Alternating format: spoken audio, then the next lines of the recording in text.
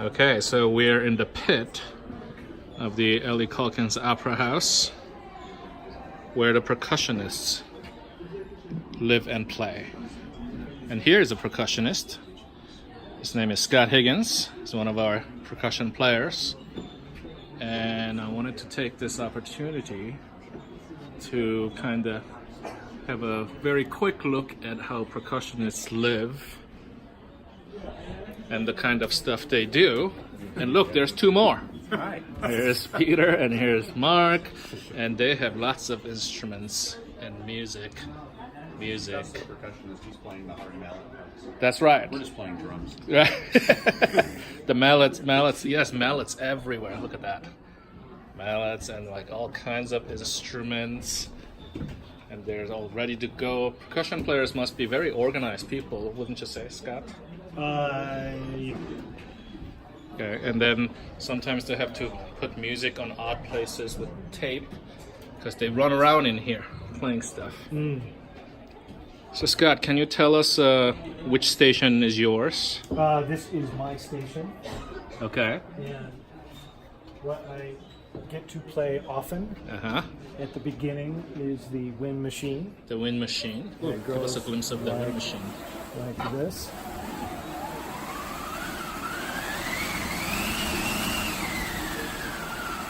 Right, because we're in the middle of Wizard of Oz. That's right. A lot of wind stuff.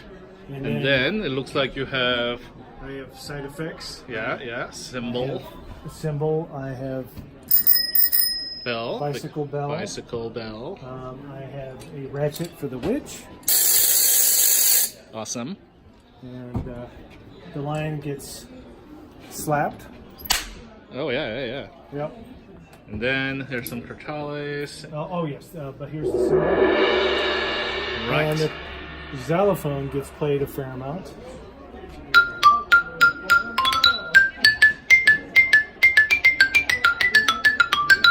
Right. And what do we have here? This is a standard glockenspiel. Glockenspiel. And then this is a crotales. Crotales. Okay. So this is a new piece of music, right? It wasn't orchestrated for a real production. Correct. I believe it was a string quartet part initially. And I think when we took over and did the production, there wasn't an established setup guidelines for the percussion players. Did you guys have to meet and figure out where to put everything? Well, Kansas City Ballet Orchestra did it first. Okay. So did they share how they did it with you? And we actually did not talk to them, but the situation, how the instruments line up, is basically how it goes with this setup right here.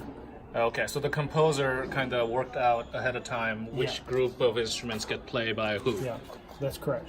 And I understand the Mark, the timpanist, basically just plays timpani plus that triangle hanging right there. That is correct.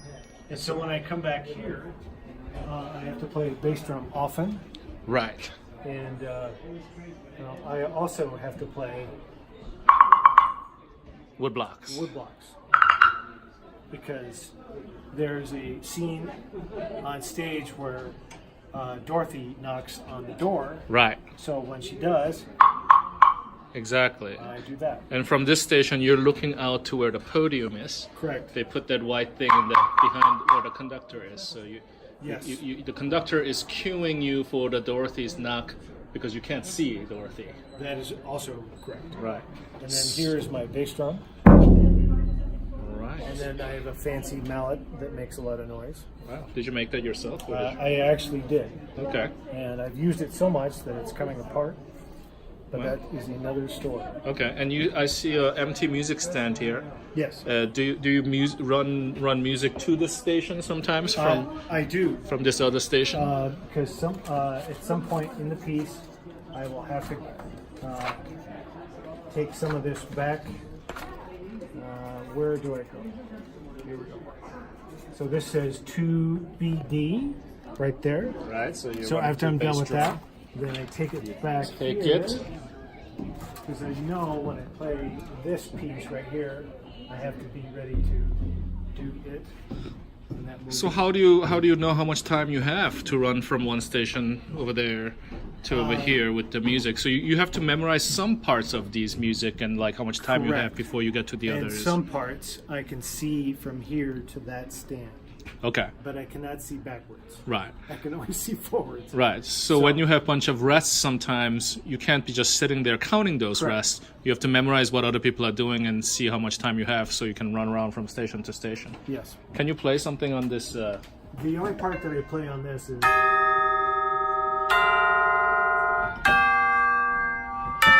see that you have a pedal down there. Just like a piano. Just like a piano pedal. Right. And this bell, the bell's chimes, excuse me, sometimes Peter plays it. Yes. And Peter has all these instruments too. He has a gong, he has tom-toms. Tom-toms, he has a gong, he has hi-hats. He also has a woodblock. He also has a woodblock, tambourine, cymbals, and all these things. Another glockenspiel. Right. And then he also plays the bass drum on this side. Okay, so does it matter which side of the bass drum? Sometimes it does, but in this case, it doesn't matter. Okay. It does not matter. And then I'm gonna try to zoom into those. There's all these foot pedals at the bottom of the timpani. Yep. It looks like he has 4 timpanis, which sometimes are called kettle drums. Yes. And he has to change his notes and do a lot of... he has to change pitch on those kettle drums, and that's what those pedals are for, right? Yes. You step on them to stretch them with more tension, making the pitch go higher, or loosen them, or lower. Yes. Excellent. And he goes low to high. Okay. He has a 30 or 29-inch timpani on the bottom, and it goes down to probably D flat. Okay. And the high drum goes all the way up to... you said he goes low to high. Do some timpanis go the other way? Germany. In Germany, they do. Germany. Okay. The high is at the bottom. Right. And the low goes. And I caught you guys talking about how you might, because this is, obviously every time this piece is played in a different venue, the group of percussion players will have different amount of room and, different line of sights. That's true. And so percussion players, it seems to me like, have to kind of improvise sometimes. They have to work out a way to get to all the instruments on time. Yes. Share some instruments. And then since the first time this was played was in Kansas City. Yeah. It has been, the composer was here and he did alter the part for every instrument, including the percussion section. Right. So it's kind of a work in progress, really. Yes. So and the next group is in Canada. Right. Us. So my class, I have 4 students for this semester in this class, and none of them are percussion players. We have 2 wind players and a singer and a piano player. Oh. So they might not appreciate the amount of kind of decisions that percussionists have to often kind of improvise that are not indicated by the composer. I realized that in your music that you showed us, he at least specified what instruments get played by which percussionist, and he said there were 3 people. Timpani and 2 percussion. Yes. Right, exactly. Which is that's typical, right, for a symphony, for orchestra. For older orchestras, yes. Right. Older composers. Right. So how did you guys decide to come up with this setup? Did you show up here and move it around? Did you have an email meeting? It took us a little bit to figure out how this was all going to set up, what instruments we needed, what instruments we ended up not having to have. Okay. And for example, the what's the horn thing? The foghorn thingy. It's a bicycle horn. A bicycle horn. And, where is that? Where do you put it? It's on the floor. There it is. Okay. So that one the composer himself sent. Yes, he did send that, and he also sent the bicycle bell because the witch who rides who is not in fact a witch in the actual original movie. Right. Rides the bicycle. On her bike. Right. Yeah. So had the composer not provided the horn and the bells, then how do percussionists come up with these things? Do you just go buy it? Well, we would make an effort to find it. Okay. Then do you have to pay out of your own pocket, or would the opera company, I mean, in this case, the Usually ballet company, pick it up? The ensemble that we play with would have to go get it. Right. The thing that they did have to pay for was the wind machine, because none of us own a wind machine in our garage. Right. Nor would we have any reason to own one. Right. If you were, say, in a new town with a small orchestra with no budget, and they needed a wind machine, and there was no way to get one, would you know how to build one? That would be a tough thing to do. But as you can, I mean, who sells wind machines? well, basically, you would have to go out of New York to get one. Okay. Wow. So some of these instruments are like kind of specialized. Correct. So if a composer or an arranger wants to use it, they should kind of know that some of these are hard to find and not everybody has them. That is also very correct. Okay. But we were able to get one. There are also other pieces in the literature that require anvil. Oh, And anvil. I do know that we're doing this piece, the next piece that we're doing, Carmina Burana, Oh, okay. uses an anvil. Okay. Well, I'm taking these students to see some rehearsals of Carmina Burana. And they will get to see an anvil. Yeah, they'll get to meet you, and you'll know what this is about. Hey, Scott, I was wondering, because we just got playing the first show. The ushers are cleaning the house over there right now. I was thinking that the very last number, the Going Home, I think,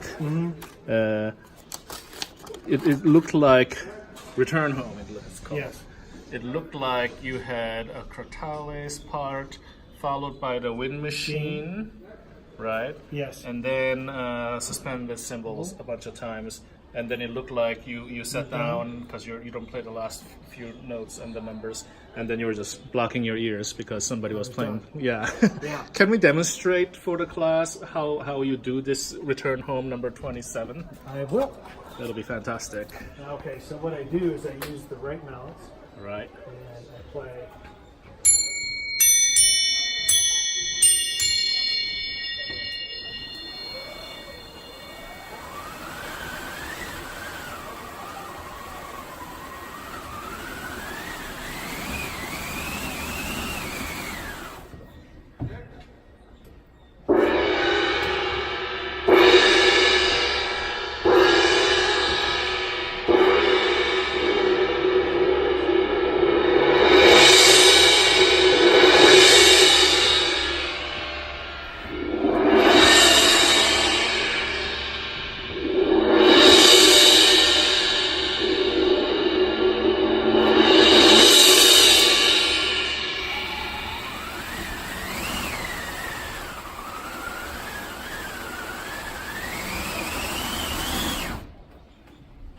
That's the piece. Bravo. And then I sit down And then cover your and ears. drink a beer. You wish.